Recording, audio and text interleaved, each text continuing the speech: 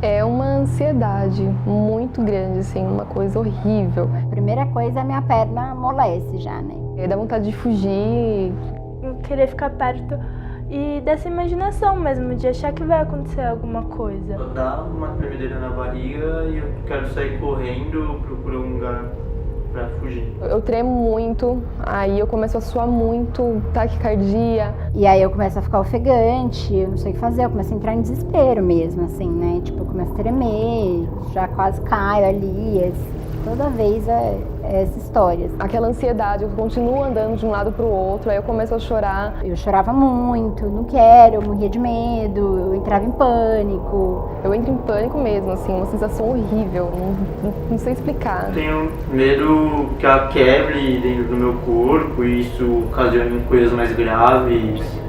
Por exemplo, ter que fazer uma cirurgia para tirar, ou que acerte algum órgão. Me dá agonia, os bracinhos, as perninhas. Eu só quero fugir daquela situação. Coloco fone de ouvido, tampo o ouvido, grito, choro. Então as pessoas, às vezes eu fico com um pouco de vergonha, assim, sabe? Sempre que eu tô nervosa, ansiosa, eu acabo roendo a unha. Mas isso me acompanha todos os dias mesmo.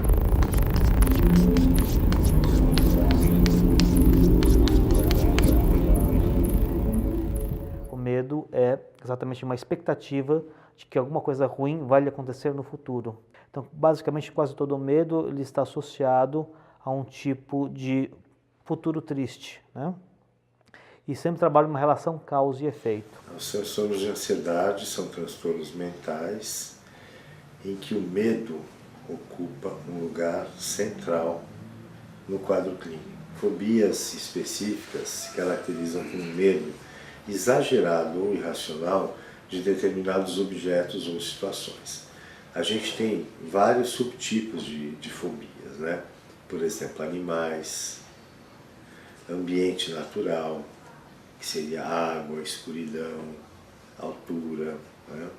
Temos as fobias situacionais, que são de dirigir,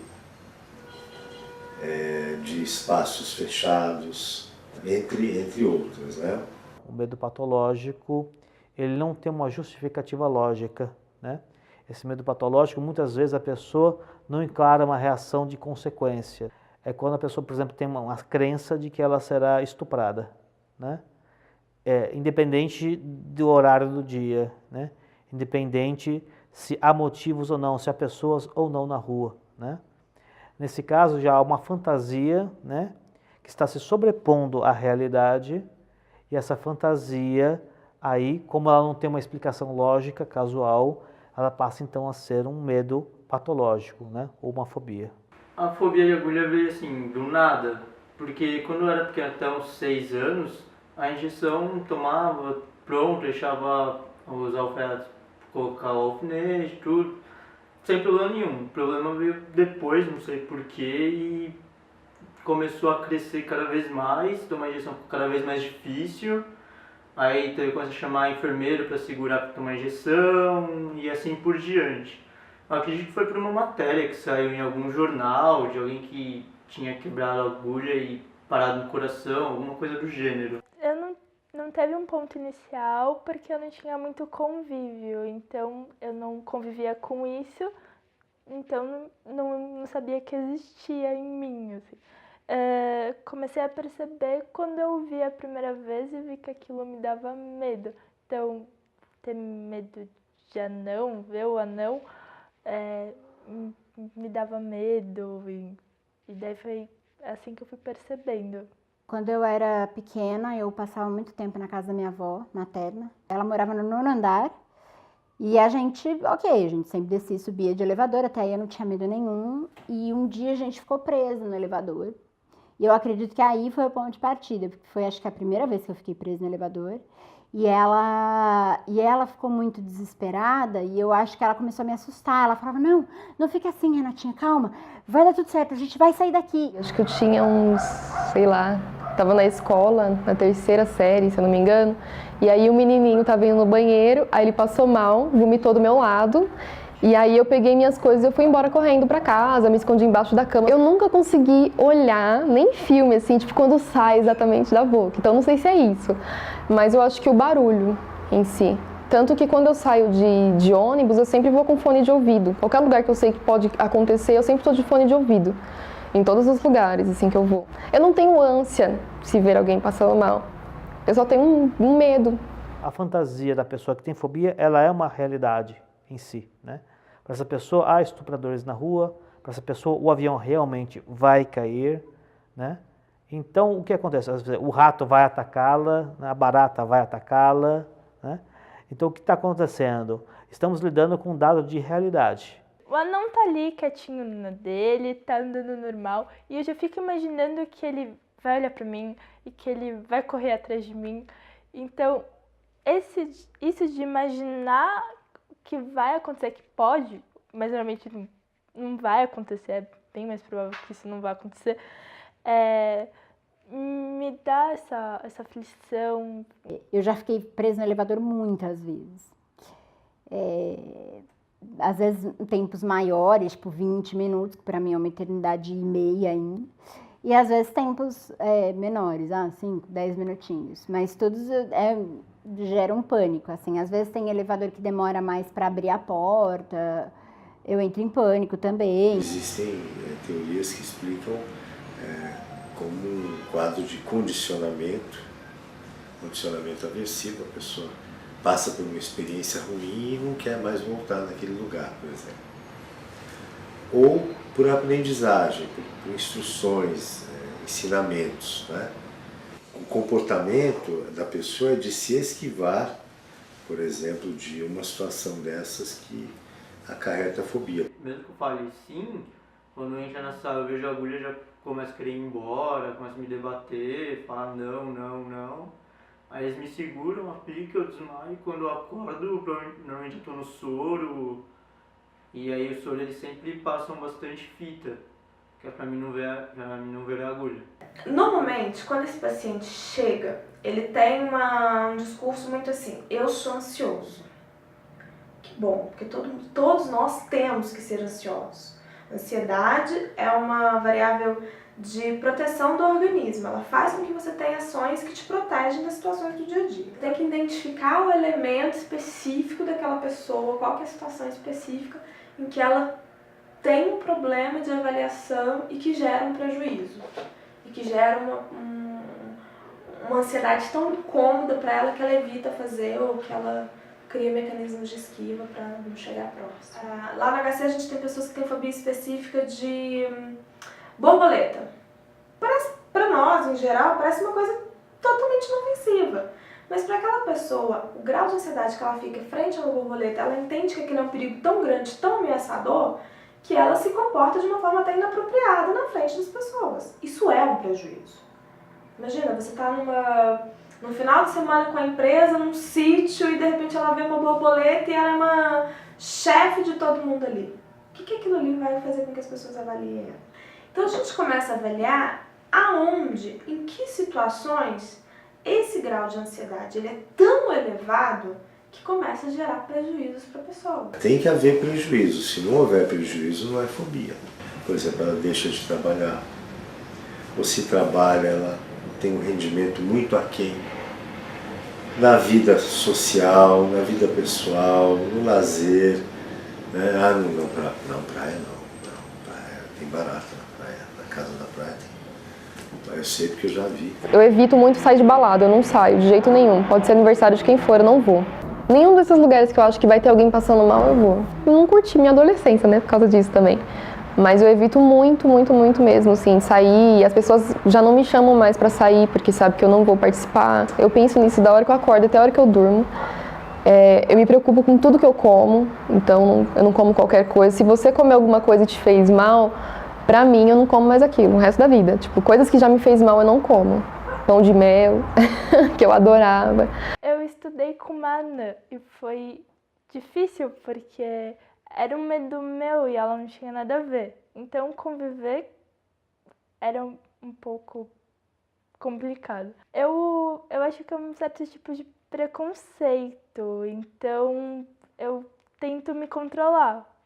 Normalmente eles dão risada, porque eles não conhecem alguém que tem medo de anão. Aí eles falam, é só uma pessoa pequena, mas pra mim não é uma pessoa pequena, porque eu eu conheço pessoas melhores que eu e eu não tenho medo delas, mas ser muito pequena e ter as características que eles têm, aqueles bracinhos curtos, e isso me assusta um pouco. Teve até um dia que eu lembrei, agora eu fui levar minha irmã menor no médico, né? E eu tava muito gripada. Era um prédio antigo, o elevador era antigo, eu falei, quem disse que eu quero entrar num elevador antigo? Mas assim, eu não tava me aguentando em pé direito. E aí eu sei que o porteiro acho que se comoveu e falou, eu vou com vocês, vamos. Teve uma vez que a minha irmã, eu até lembro que foi no Dia dos Pais, em 2003. A minha irmã estava passando muito mal e a gente ia pegar um trem, a gente estava vindo embora, né, de um passeio, e ela vomitou na estação de trem. E aí eu larguei ela lá e fui embora. Foi muito difícil até hoje, assim, eu fico muito mal. Hoje é motivo de piada pra família, assim, mas pra mim eu me sinto muito, muito mal até hoje por causa disso, por não conseguir ajudar ela no momento, né? Fui embora e deixei ela lá, coitada. Teve uma vez que eu fui fazer acupuntura junto com a minha irmã e quando eu vi aquele monte de agulha, eu me desesperei, saí correndo da sala e fiquei escondido numa salinha que tinha ali de espera, recepção. Fiquei escondido lá até acabar. Não é só elevador, assim, é lugar fechado em si, sabe? Tipo, é aquele negócio, entendeu? Se eu posso sair a hora que eu quiser, então, ok, eu não vou ficar nervosa, entendeu? Agora, se eu não posso sair a hora que eu quiser, aí tem um problema, entendeu? Aí eu fico bem nervosa, assim. Muitas dessas pessoas, elas param no Sistema Único de Saúde, elas vão parar numa OBS, por exemplo, eu tenho um ataque de pânico. A percepção de quem está tendo um ataque de pânico é uma morte iminente. Ele vai parar dentro de um serviço de emergência, achando que está tendo um ataque cardíaco. Só que na hora que você vai fazer os exames, isso não é constatado. E essa pessoa, o médico vira para ela e fala, olha, você não está tendo nada. Tomou uma medicação, abaixou os sintomas físicos, aí eles vão fazer os exames, obviamente não dá nada, e essa pessoa fala, tá, e agora? Só que ela tem o segundo, ela tem o terceiro, ela tem o quarto ataque de pânico, ela não tem informação. Eu lembro de uma época que eu tava com o meu pai e a minha irmã no restaurante, e a gente tava comendo, eu tinha acabado de encontrá-lo, e eu não conseguia me concentrar 2 horas antes de pegar o elevador para ir até a casa dele, porque eu ficava pensando, gente, eu vou ter que pegar o elevador daqui a 2 horas. Eu começo a entrar em desespero dias antes, ficar imaginando como que vai fazer, se não existe nenhum remédio que se toma oralmente para poder, pelo menos, dormir como se fosse um anestésico, para poder tomar injeção e etc. Só que no final eu nunca vou, sempre acabo achando um jeito de não ir, ou de sair antes. Quando eu chego realmente a vomitar, eu quase desmaio. Eu fico muito mal, eu fico tentando segurar. Tanto que quando eu tô mal, assim, eu tomo todos os remédios que você imaginar. Eu não sou de tomar remédio, mas eu sempre saio de casa com Plasil, Dramin B6, o Dramin normal. Qualquer remédio que for pra segurar mesmo o vômito, eu tomo. Eu acho que eu tomei 6 Dramins, assim, em intervalo de 1 em 1 hora. E misturar com Sonrisal, né, Plasil. E acabei passando mal do mesmo jeito. Fobias específicas não respondem bem a remédio. De modo geral, não respondem. Mas a fobia social e a agorafobia podem responder mais a fobia social do que a agorafobia. O grande trunfo é a terapia. Para muitos deles, o tratamento, a melhor forma de tratamento é inclusive exposição. Eu consegui contornar um pouco com a ajuda de terapia e tal. Depois melhorou, assim, aos poucos eu fui ficando melhor, assim, mas o medo não sumiu completamente, assim. E, sei lá, hoje eu tenho medo, mas, assim, sei lá, eu moro no 16º andar. Eu subo de elevador e desço de elevador todos os dias, já me acostumei com o elevador de casa e tal. Mas aí, sei lá, começa a chover muito forte, eu tenho medo que acabe a luz, eu só desço de escada, só subo de escada. Todo lugar novo que eu vou é a mesma história. Aí onde tem uma escada, e às vezes é um transtorno. Eu não vou curar a ansiedade, não é o objetivo. Mas falar que aquela pessoa pode conviver bem com o que era o elemento fóbico, pode sim. Ela pode, inclusive, não ter mais problema nenhum com aquilo. Se ela chegar à conclusão e falar assim, não, de fato, isso aqui é totalmente inofensivo, ela mudar a percepção sobre o objeto fóbico dela, não vai ter problema nenhum. Agora, por exemplo, eu não quero que uma pessoa que tem fobia de cobra deixe de ter medo da cobra, de jeito nenhum, ela tem que ter. A maioria não quer que a família saiba que eles estão procurando tratamento. Por quê? Porque nem eles entendem o que eles têm. Então, se ele que está ali sofrendo, tendo um problema absurdo, um alto nível de ansiedade, uma angústia, se desviando das situações, ele não entende, como que a pessoa que está do lado vai entender? Quando eu falo que eu tenho medo de anão, eu falo um pouco com receio, porque não sei como a pessoa vai reagir. Eu fico mais à vontade de falar desse meu medo de anão para os meus amigos. Então, assim, eles já ouviram, mas não questionaram o porquê, saber o motivo, se preocuparam. Até porque eu tenho medo de achar que é frescura. Já não é nada, então para de bobeira, algo assim. Até uns 13, 14 anos eu tinha vergonha de contar, porque todo mundo tinha tomado uma injeção fala, fiz uma injeção ontem, tirei sangue antes de ontem, não sei o quê. Então eu tinha vergonha de falar, não fiz isso, porque tenho medo de agulha, né? Eu tinha muita necessidade de conversar com alguém, de expressar isso, tudo que eu estava sentindo, e eu não tinha uma confiança em ninguém. Eu sabia que ninguém ia entender. Então eu preferia ficar guardando isso pra mim. Eu achei que se eu fosse colocar isso pra fora, eu talvez me sentisse melhor. Então eu passei a escrever tudo que eu estava sentindo, o que eu pensava e tudo mais. Eu comecei a colocar dentro do blog. E aí eu comecei a conhecer pessoas através do blog que tinham o mesmo problema que eu, e até foi um alívio, assim, que até então eu achava que só eu tinha, né? Eu sempre imaginei que eu era louca. Pelo fato do meu irmão sempre falar, você é louca, você é louca, você é louca. Eu sempre coloquei isso na cabeça, que eu era louca, que eu não era normal. Mas aí um dia eu entrei na internet, estava pesquisando sobre fobias, aí eu acabei achando um blog, eu já nem me lembro mais que blog que era. Mas eu lembro que eu achei um blog de pessoas que também tinham esse comportamento. E aí eu acabei ficando pensando, não sou louca, não sou a única. E eu tenho medo da pessoa falar, nossa, mas por quê? E julgar. E até achar que é um tipo de frescura. E que não é, porque a minha reação eu não consigo controlar. Então não é algo de frescura, assim. No começo, algumas pessoas que eu já nem falo hoje em dia, eles ficavam brincando que ia vomitar perto de mim, pra ver que eu realmente travo, fico paralisada. Ou aí eu preferi não contar mais a partir daí. Algumas pessoas acham que é uma frescura. Cada pessoa reage de uma forma diferente, porque para todo mundo que não está passando por isso é normal. Então eu acabo evitando muitas situações assim, de comentar ou de falar na presença deles o que eu estou sentindo. Então eu acabo guardando muito para mim e pro blog, né? Eles acham que é frescura. Eles não têm. Eles tiram sarro, falam, frescura de agulha. Tratar isso como é bobagem pra quem? Porque aquela pessoa sofre muito perante aquelas situações. Eu acho que ainda tem um preconceito em relação, tanto à psiquiatria como à psicologia, de uma forma geral. Eu já cansei de ouvir executivos, algumas pessoas sentarem lá e falar, nunca estive na psicologia, estou morrendo de medo do que eu estou fazendo aqui.